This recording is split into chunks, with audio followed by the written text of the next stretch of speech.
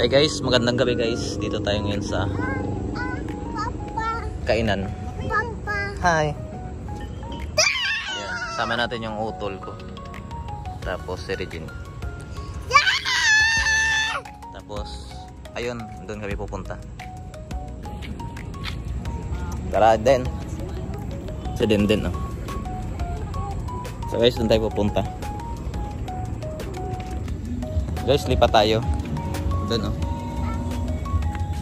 Lakad muna kami konti. Ang ganda dito, oh. Ano sila sa likod? Pwede pala dyan, kasi madilim. Oo nga, madilim. Pwede pala eh.